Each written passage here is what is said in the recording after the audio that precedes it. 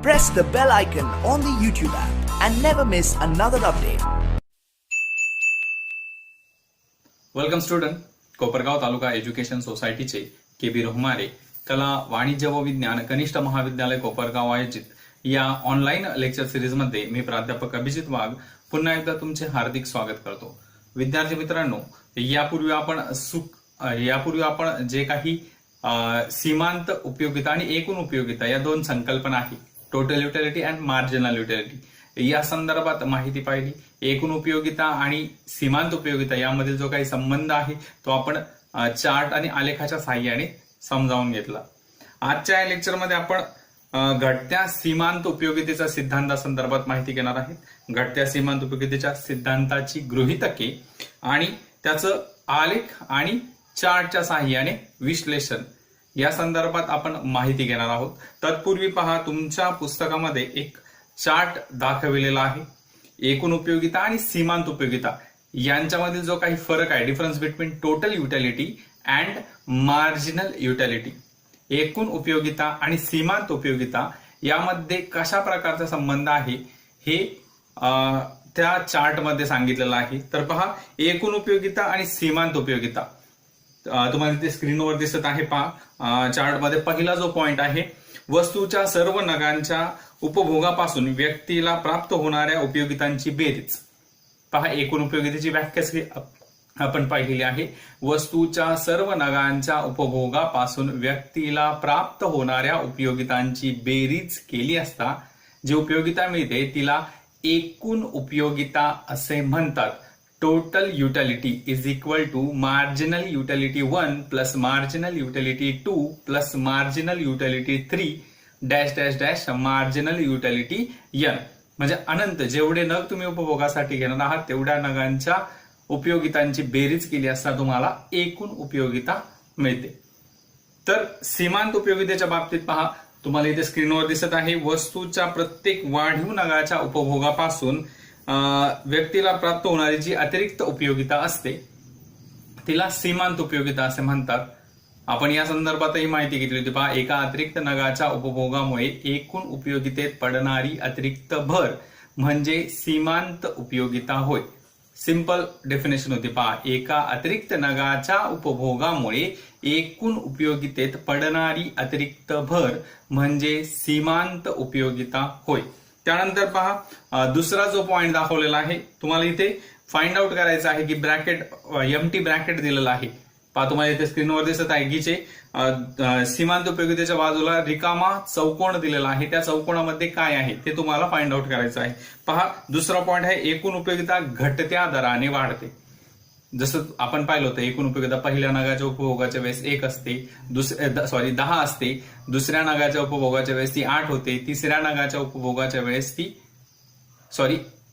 10 असते, 10ची ती 18 होते, 18 नंतर ती 24 होते. म्हणजे ती टप्प्याटप्प्याने वाढते, परंतु ती घटत्या दराने. पहिल्यांदा 8 ने वाढते, नंतर ती 6 ने वाढते, नंतर ती 4 ने वाढते, नंतर ती 2 ने वाढते. म्हणजे ती घटत्या दराने वाढते एकूण उपयोगिता. तर सीमांत उपयोगितेचं काय होतं पहा, तर सीमांत उपयोगितेचं जर तुम्ही तो आकृती पाहिली तर त्या आकृतीमध्ये पहा, पहिल्या नगाच्या वेळेस सीमांत उपयोगिता 10 असते, दुसऱ्या नगाच्या वेळेस ती 8 होते, तिसऱ्या नगाच्या वेळेस ती 6 होते, चौथ्या नगाच्या वेळेस ती 4 होते, नंतर 2 होते, नंतर 0 होते आणि नंतर ऋण 2 होते. म्हणजे टप्प्याटप्प्याने ती काय होत असते, घटत जाते.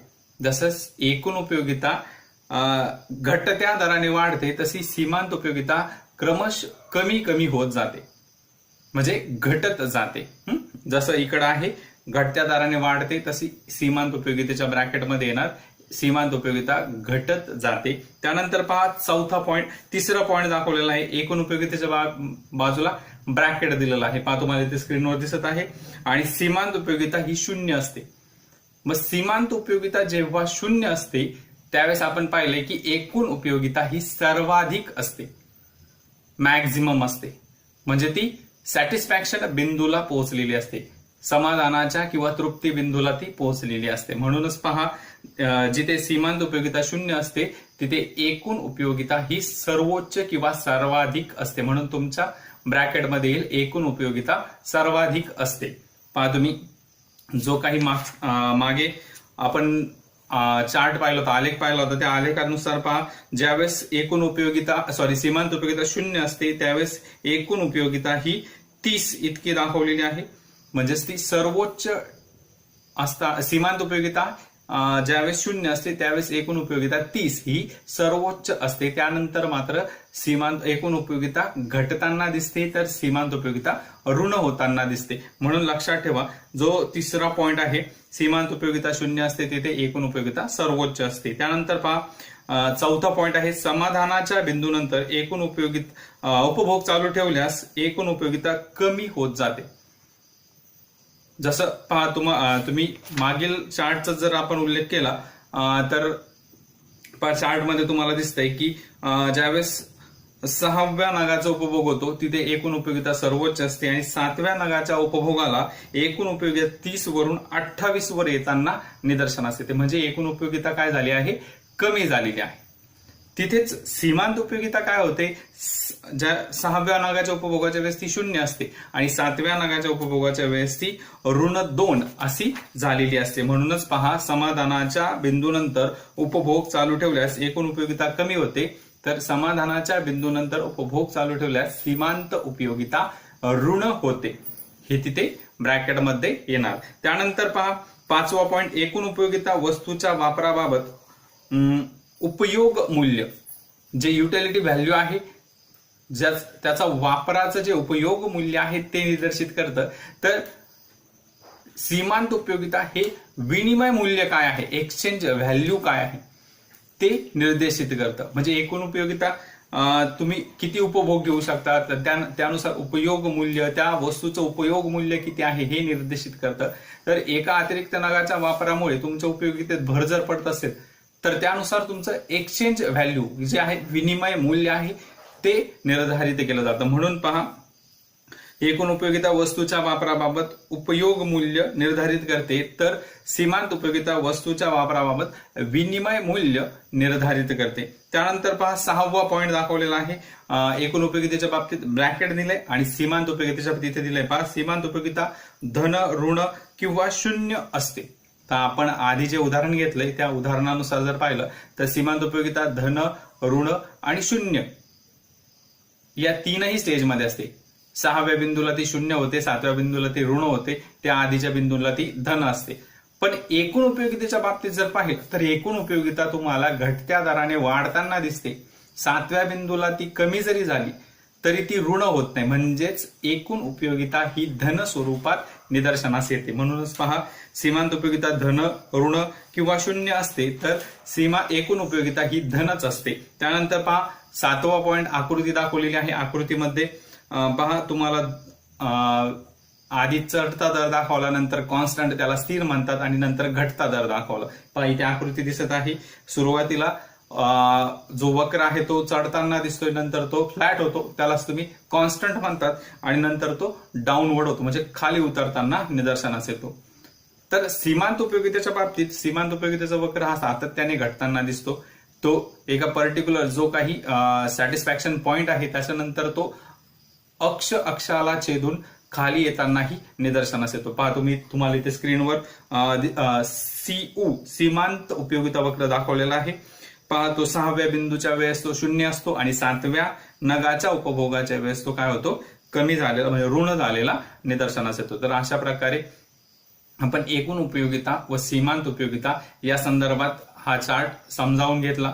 यात काही समस्या असेल तुम्ही युट्यूबच्या कमेंट बॉक्समध्ये प्रश्न विचारू शकतात. त्यानंतर पहा आतला आपल्याला जो नवीन महत्वाचा टॉपिक आहे, पहा हा सर्वात IMP क्वेश्चन या प्रकरणातला राहणार आहे. घटत्या सीमांत उपयोगितेचा सिद्धांत, the law of diminishing marginal utility, त्याला DMU असे देखील म्हणतात. डिमिनिशिंग मार्जिनल युटिलिटी, घटत्या सीमांत उपयोगितेचा सिद्धांत.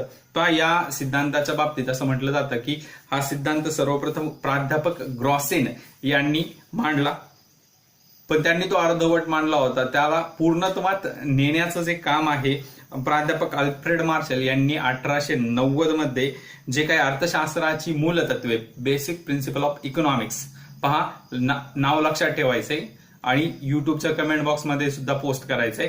प्राध्यापक अल्फ्रेड मार्शल यांनी 1890 मध्ये अर्थशास्त्राची मूलतत्वे बेसिक प्रिन्सिपल ऑफ इकॉनॉमिक्स हे पुस्तक प्रकाशित केलं आणि त्या पुस्तकामध्ये त्यांनी law of diminishing marginal utility घटत्या सीमांत उपयोगितेचा सिद्धांत मांडलेला आहे. पहा आता प्राध्यापक अल्फ्रेड मार्शल यांचा स्टेटमेंट काय आहे पहा. इतर परिस्थिती स्थिर असताना व्यक्तीजवळ आधीपासून असलेल्या एखाद्या वस्तूच्या साठ्यात वाढ होत गेल्यास त्यापासून मिळणारे अतिरिक्त समाधान कमी होत जाते. एखादी वस्तू आहे व्यक्तीजवळ आणि त्या वस्तूच्या साठ्यात जर सातत्याने वाढ होत असेल तर अतिरिक्त नगाच्या वाढीमुळे जे सॅटिस्फॅक्शन मिळतं, जे समाधान मिळतं ते क्रमशः कमी कमी होताना निदर्शनास येतं. म्हणूनच पहा दुसऱ्या शब्दात इतर परिस्थिती कायम असताना एखाद्या वस्तूच्या साठ्यात वाढ होत गेल्यास वस्तूच्या साठ्यात होणाऱ्या वाढीबरोबर प्रत्येक वाढीव नगापासून मिळणारे जादाची उपयोगिता म्हणजेच अतिरिक्त उपयोगिता ही क्रमशः घटत जाते.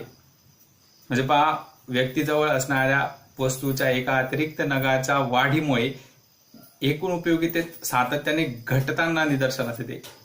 टप्प्याटप्प्याने ती घटत जाते. म्हणजेच सीमांत उपयोगिता इथे क्रमशः कमी कमी होत जाते.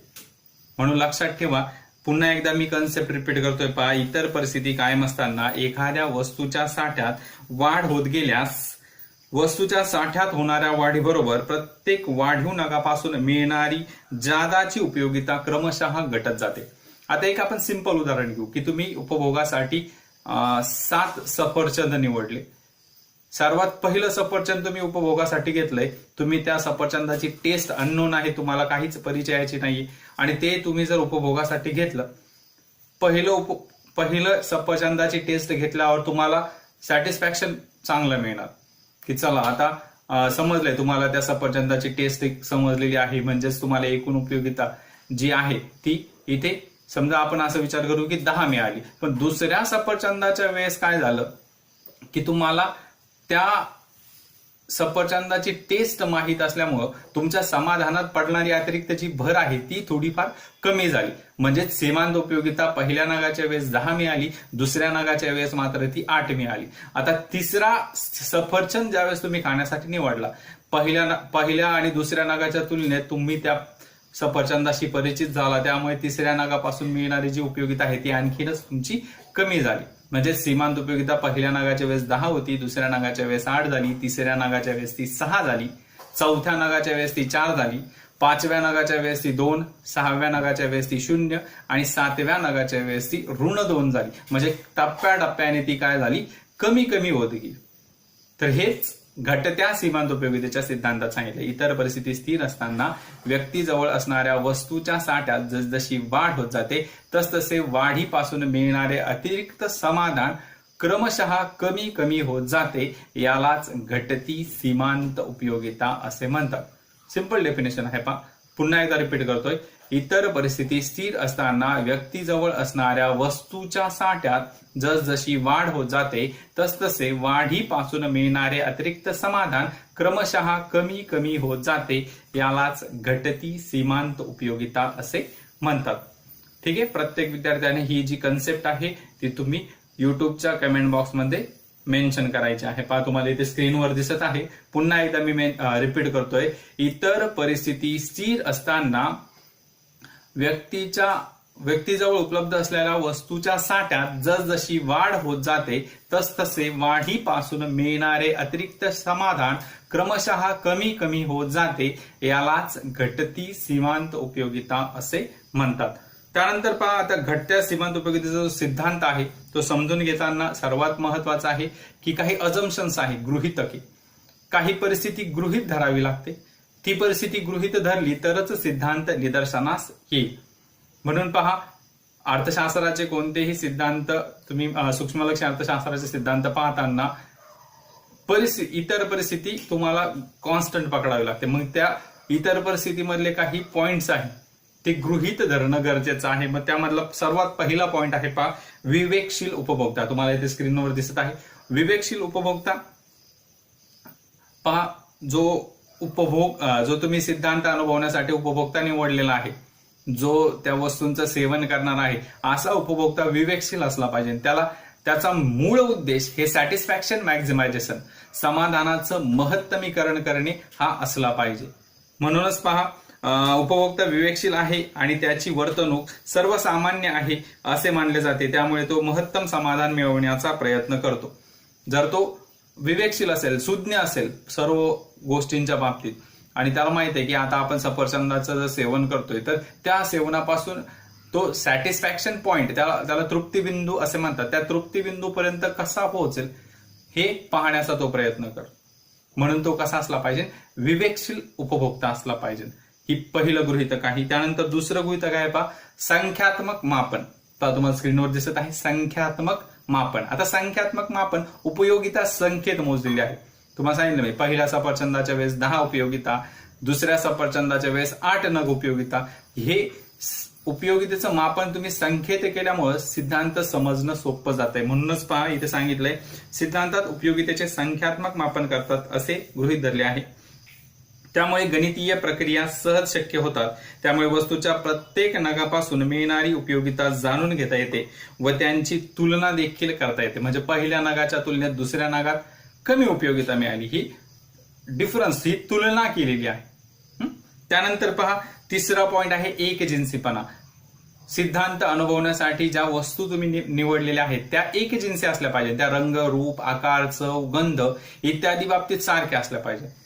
जर त्या वेगवेगळ्या असतील तर काय फरक पडेल. फॉर एक्झाम्पल पहा, तुम्ही सफरचंद निवडले, सफरचंद घेतलं, पहिलं सफरचंद खराब असेल तर पहिल्या सफरचंदापासून तुम्हाला कमी उपयोगिता मिळेल. पण दुसरं सफरचंद अगदी चविष्ट असेल तर त्या दुसऱ्या सफरचंदाच्या खाण्यामुळे तुम्हाला पहिल्या सफरचंदाच्या तुलनेत दुसऱ्या सफरचंदात जास्त सीमांत उपयोगिता मिळू शकते. म्हणून सिद्धांत प्रत्ययास येण्यासाठी तुम्ही निवडलेले जे नग आहे, जी वस्तूंची नगसंख्या आहे ती एकजिन्सी असणं गरजेचं आहे. ती रंग, रूप, आकार, चव, गंध इत्यादी बाबतीत सारखी असणं गरजेचं आहे. पहिला घास तिखट खाल्ला, दुसरा घास जर गोड खाल्ला तर त्या दोन्ही घासामध्ये कोणत्या घासापासून तुम्हाला अतिरिक्त समाधान मिळालं हे याचं कंपॅरिझन करणं सहज शक्य होत नाही. त्यानंतर पहा, पुढे आहे एकजिन्सीपणाच्या बाबतीत तुम्हाला सांगितलं पहा, उपयोगितांची उपभोगातील वस्तूंचे सर्व नग आकार, स्वरूप, रंग, चव इत्यादी बाबतीत समान असावेत. त्यानंतर पुढे उपभोग सातत्य. पहिला नग तुम्ही सकाळी घेतला, दुसरा नग जर संध्याकाळी घेतला, सकाळच्या तुलनेत संध्याकाळी जर तुम्हाला जास्त भूक लागलेली असेल तर कदाचित सकाळच्या तुलनेत संध्याकाळी खाल्लेल्या सफरचंदामुळे तुम्हाला अतिरिक्त समाधान, मॅक्झिमम सॅटिस्फॅक्शन मिळू शकतं. म्हणून पहिल्या नगाच्या पाठोपाठ लगेच दुसरा नग सातत्याने येणं गरजेचं आहे. म्हणजेच जे काही उपभोगासाठी वस्तू निवडलेल्या आहेत त्यामध्ये उपभोग सातत्य असणं गरजेचं आहे. म्हणूनच पहा, एखाद्या वस्तूच्या सर्व नगांचा उपभोग कोणताही खंड न पडता सलगपणे एका पाठोपाठ एक घेतला जातो असं इथे गृहीत धरलेलं आहे. त्यानंतर पहा, योग्य आकारमान. एक वस्तू खूपच लहान निवडली आणि दुसरी वस्तू खूपच मोठी निवडली तरी देखील सिद्धांत प्रत्ययास येऊ शकत नाही. ज्या नियम प्रत्ययास येण्यासाठी निवडलेल्या वस्तू आहेत त्या सर्वच्या सर्व योग्य आकाराच्या असणं गरजेचं आहे. त्याचा आकारमान अतिशय लहानही नसावं आणि अतिशय आवाढव्य किंवा अतिशय मोठंही नसावं. फॉर एक्झाम्पल, जर तुम्ही एक एक थेंब पाण्याचा पिला तर कोणत्या थेंबापासून किती उपयोगिता मिळाली हे तुम्हाला सांगता येणं अवघड आहे. साखरेचा एक एक कण तुम्ही खाल्ला तर त्यापासूनही उपयोगितेचं काउंटिंग करणं तुम्हाला शक्य होणार नाही. म्हणून सिद्धांतासाठी निवडलेल्या ज्या वस्तू आहेत त्या खूपच लहानही नसाव्या आणि त्या खूपच मोठ्याही नसाव्या. त्यांचं योग्य आकारमान असणं गरजेचं आहे. म्हणूनच पहा इथे सांगितले, उपभोग्य वस्तूंच्या सर्व नगांचे आकारमान योग्य किंवा साधारण असावे. ते अत्यंत मोठे किंवा अत्यंत लहान नसावे. त्यानंतर स्थिरता. आता स्थिरता ही वस्तूची, उपभोक्त्याची जी आवड निवड आहे, वस्तूचा जो पॅटर्न आहे इत्यादींच्या बाबतीत ती स्थिरता असणं गरजेचं आहे. म्हणजेच पहा, उपभोगाच्या प्रक्रियेत उपभोक्त्याचे उत्पन्न, चव, पसंती, सवयी, आवडीनिवडी, त्याचप्रमाणे वस्तूंच्या ज्या किमती आहे त्या देखील स्टेबल असणं गरजेचं आहे. वस्तूंच्या किमतीमध्ये जरी स्थिर चढ उतार होत असेल तरी देखील घटत्या सीमांत उपयोगिता सिद्धांत प्रत्ययास येऊ शकत नाही. उपभोक्त्याचं उत्पन्न बदललं, तो पूर्वीचा जो उपभोग घेत होता त्यापेक्षा स्टँडर्ड उपभोग घ्यायला सुरुवात केली त्यांनी, तरी देखील तुम्हाला घटत्या सीमांत उपयोगितेचा सिद्धांत प्रत्ययास येणार नाही. त्यानंतर पहा पुढचं 7वा पॉइंट येतो विभाज्यता. विभाज्यता म्हणजे विभागणी. उपभोगासाठी ज्या वस्तू निवडलेल्या आहेत त्याची विभागणी करणं शक्य झालं पाहिजे. जर त्या वस्तू विभागता येत नसतील तर सहज शक्य होणार नाही. फॉर एक्झाम्पल, जर तुम्ही उपभोगासाठी कलिंगड निवडलं, मोठ्या आकाराचे कलिंगड घेतले आणि ते पूर्णचं पूर्ण एक कलिंगड तुम्ही उपभोगासाठी ठेवलं, तर ते नक्कीच त्यापासनं जी मिळणारं सॅटिस्फॅक्शन आहे त्याचं काउंटिंग करणं शक्य होणार नाही. पण त्याच कलिंगडाच्या जर खापा तुम्ही केला, त्याचं विभाजन केलं, तर प्रत्येक खापीपासून मिळणारं जे समाधान आहे त्याचं काउंटिंग करणं तुम्हाला शक्य होणार आहे. म्हणूनच पहा, सिद्धांतात असे गृहीत धरतं की उपयोगात आणलेली वस्तू विभाज्य असावी, त्यामुळे वस्तूंचे लहान लहान भागात विभाजन करता येईल. त्यानंतर 8वा पॉइंट येतो पहा एकच गरज. उपभोगासाठी जी वस्तू निवडलेली आहे तिची एकच गरज असणं गरजेचं आहे. तिची जर दुसरी गरज असेल तर पहिल्या गरजेच्या तुलनेत दुसऱ्या गरजेमध्ये कदाचित जास्त सीमांत उपयोगिता मिळू शकते. म्हणूनच पहा, एकच गरज पूर्णपणे भागविण्याची वस्तूंचा वापर होतो असे सिद्धांत गृहीत धरतो. म्हणजे एका गरज सोडून दुसऱ्या गरजेसाठी ती वस्तू वापरली जात नाही असे सिद्धांतामध्ये गृहीत धरलेले आहे. अशा प्रकारे घटत्या सीमांत उपयोगितेच्या सिद्धांताचे हे एकूण 8 गृहीतके आहे. या 8 गृहीतकांचा विचार करूनच सिद्धांत पुढे प्रत्ययास येतो. म्हणजे ही गृहीत धरलेली परिस्थिती आहे. ही परिस्थिती गृहीत पकडल्यावरच सिद्धांताचं जे काही स्टेटमेंट आहे, इतर परिस्थिती स्थिर असताना उपभोक्त्याजवळ असणाऱ्या वस्तूच्या साठ्यात जसजशी वाढ होत जाते तसतसे वाढीपासून मिळणारे अतिरिक्त समाधान क्रमशः कमी कमी होत जाते. यालाच घटती सीमांत उपयोगिता असे म्हणतात.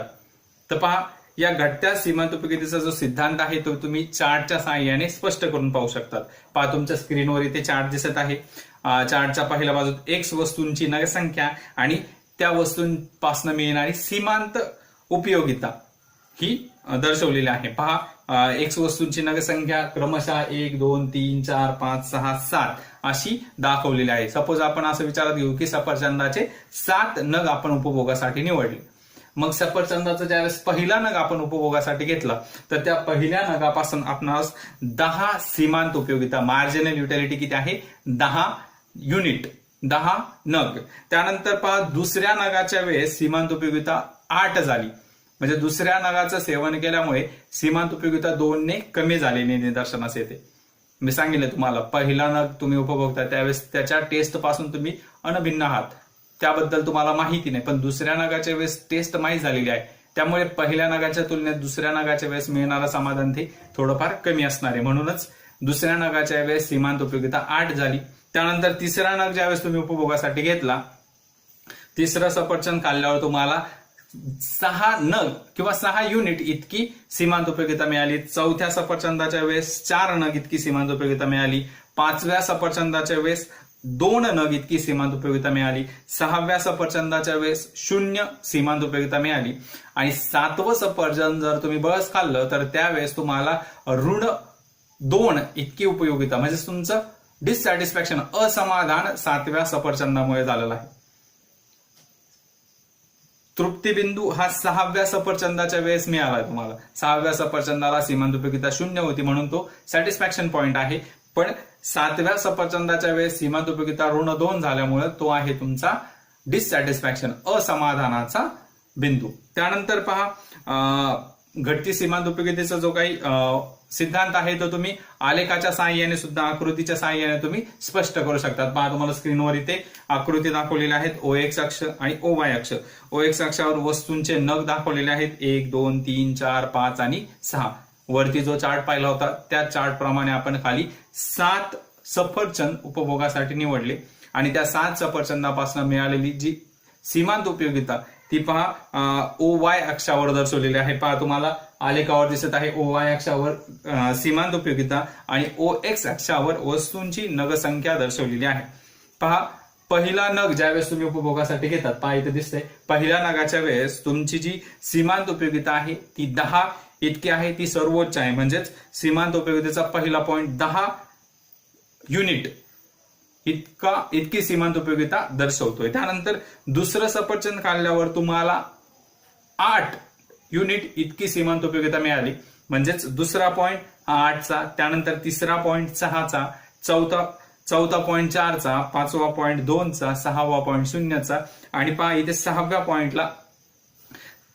पॉइंटला जो सीमांत उपयोगिता वक्र आहे तो OX अक्षाला किंवा अक्ष अक्षाला छेदलेला आहे. म्हणजेच सहाव्या बिंदूला सीमांत उपयोगिता ही 0 झालेली निदर्शनास येते. त्यानंतर 7व्या वस्तूचा जर तुम्ही उपभोग घेतला तर सीमांत उपयोगिता ही ऋण होताना निदर्शनास येते.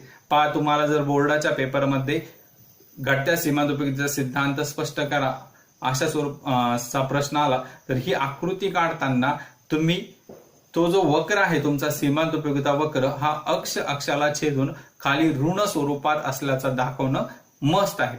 तो दाखवलं नाही तर तुमचा तिथे 1 मार्क कट होण्याची शक्यता आहे. म्हणूनच तो वक्र तुम्ही अक्ष अक्षाला छेदून खाली ऋण अवस्थेत दाखवणं गरजेचं आहे. आणि 7व्या नगाच्या वेळेस पहा सीमांत उपयोगिता ऋण 2 होते. अशा प्रकारे पहिल्या नगाच्या वेळेस सीमांत उपयोगिता सर्वोच्च असते आणि ती टप्प्याटप्प्याने घटत जाताना निदर्शनास येते. म्हणजेच पहा आपलं जे स्टेटमेंट आहे, इतर परिस्थिती स्थिर असताना व्यक्तीजवळ असणाऱ्या वस्तूच्या साठ्यात जसजशी वाढ होत जाते तसतसे वाढीपासून मिळणारे अतिरिक्त समाधान क्रमशः कमी कमी होत जाते. यालाच घटती सीमांत उपयोगिता असे म्हणतात. तर या प्रकारे घटत्या सीमांत उपयोगितेचं आपण सिद्धांत पाहिलेला आहे. पुढील लेक्चरला घटत्या सीमांत उपयोगितेच्या सिद्धांताचे जे काही अपवाद आहे या संदर्भात आपण माहिती पाहू. तत्पूर्वी आजचं लेक्चर आवडल्यास लाईक, शेअर आणि सबस्क्राईब करायला विसरू नका. लेक्चरमध्ये काही महत्वाचे पॉइंट सांगितलेले आहे. प्राध्यापक अल्फ्रेड मार्शल यांनी 1890 मध्ये अर्थशास्त्राची मूलतत्वे हे पुस्तक लिहिले. हे प्रत्येकाने युट्यूबच्या कमेंट बॉक्समध्ये पोस्ट करायचे आहे. त्याचप्रमाणे घटत्या सीमांत उपयोगितेचा जो काही नियम आहे, इतर परिस्थिती स्थिर असताना व्यक्तीजवळ असणाऱ्या वस्तूच्या साठ्यात जसजशी वाढ होत जाते तसतसे वाढीपासून मिळणारे अतिरिक्त समाधान क्रमशः कमी कमी होत जाते. याला घटती सीमांत उपयोगिता असे म्हणतात. हे सर्वचे सर्व युट्यूबच्या कमेंट बॉक्समध्ये पोस्ट करायचंय. लेक्चर आवडल्यास लाईक, शेअर आणि सबस्क्राईब करायला विसरू नका.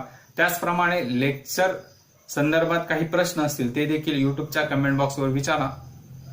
लेक्चर स्टार्ट टू एंड पर्यंत पाहिले त्याबद्दल सर्वांचे धन्यवाद.